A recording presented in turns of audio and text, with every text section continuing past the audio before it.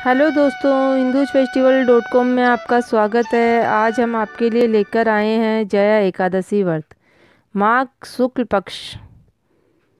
युधिष्ठिर ने पूछा, स्वामी, माघ शुक्ल पक्ष की एकादशी का क्या नाम है, उसकी क्या विधि है तथा इस दिन किसकी पूजा की जाती है तथा उससे किस फल की प्राप्ति होती है, यह बतलाइए। भगवान वासुदेव ने कहा, हे राजन, माघ शुक्ल पक्ष की एकादशी को जया एकादशी के नाम से जाना जाता है। इस व्रत में भगवान जनार्दन का पूजन किया जाता है। अब मैं इस एकादशी का माहात्म्य सुनाता हूँ, ध्यान पूर्वक सुने। राजन, इस व्रत को विधि पूर्वक करना चाहिए। ये व्रत सब पापों को हरने वाला है। यह उत्तम तिथि है। समस्त संसार के अधिष्ठाता भगवान नारायण इस तिथि के देवता हैं। संपूर्ण संसार में इसके समान कोई उत्तम तिथि नहीं है, कोई व्रत नहीं है। हे राजन, इसकी सुंदर कथा जो पुराणों में कही गई है उसे सुनिए।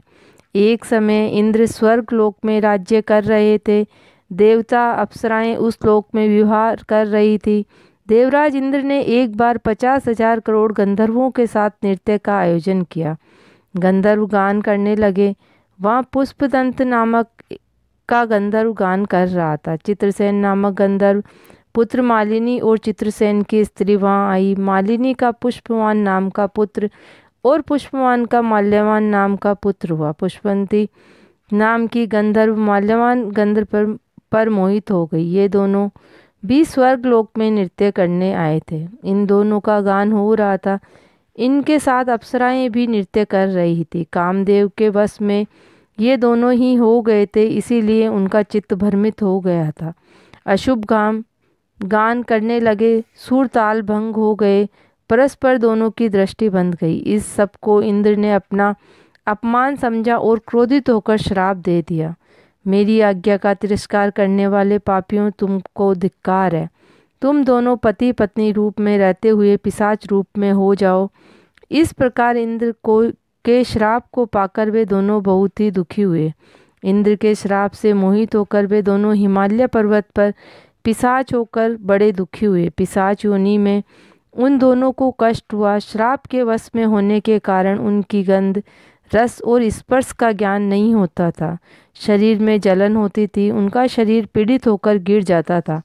नींद नहीं आती थी। उस गंभीर पर्वत पर भ्रमण करते हुए शीत से पीड़ित वे दोनों परस्पर वार्तालाप करने लगे।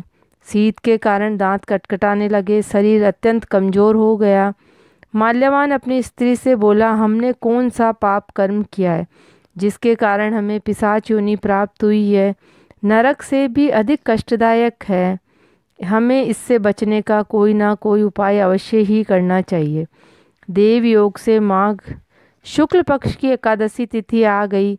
यह सब तिथियों में उत्तम तिथि है, पुण्यों को बढ़ाने वाली है। उस दिन दोनों ने कुछ आहार नहीं किया, अन्न जल का त्याग किया तथा शिकार भी नहीं किया। पत्ते और फल का सेवन भी नहीं किया। वे दोनों दुखी होकर पीपल के पेड़ के नीचे बैठे और रात्रि जागरण किया। रात में अत्यंत ठंड होने के कारण शीत से कपकपाते हुए भगवान श्री जनार्दन का ध्यान करते रहे। सूर्योदय हो गया। द्वादशी तिथि का दिन आया। उन दोनों ने विधि पूर्वक जया एकादशी का उत्तम व्रत किया। व्रत के पुण्य के प्रभाव से उन दोनों की पिशाचता दूर हो गई। दोनों अपने पूर्व रूप में आ गए। वे दोनों विमान में बैठकर स्वर्ग लोक में आ गए। देवराज इंद्र को प्रणाम किया। उनको पहले की ही तरह देखकर देवराज इंद्र को बड़ा ही आश्चर्य हुआ। उन्होंने पूछा, बताओ, किस पुण्य के प्रभाव से तुम दोनों की पिशाचता दूर हो गई है? तुम्हें मेरे श्राप से किस प्रकार मुक्ति मिली? माल्यवान बोला, स्वामी, भगवान वासुदेव के आशीर्वाद से जया एकादशी के व्रत के पुण्य के कारण ही हमारी पिशाचता दूर हुई है। तब देवराज इंद्र ने कहा, अब तुम दोनों एकादशी के व्रत और भगवान विष्णु की भक्ति से तुम पवित्र और शुद्ध हो गए हो और मेरे लिए भी पूजनीय हो। हे राजेंद्र, जया एकादशी का व्रत ब्रह्मत्या को दूर करने वाला है। जिसने इस व्रत को किया है उसने सब दान, यज्ञों, तीर्थ स्थान का फल मिला है। इस महात्म्य को पढ़ने सुनने मात्र से ही करोड़ों कल्प तथा वैकुंठ में स्थान मिलता है। जय बोलो विष्णु भगवान की जय।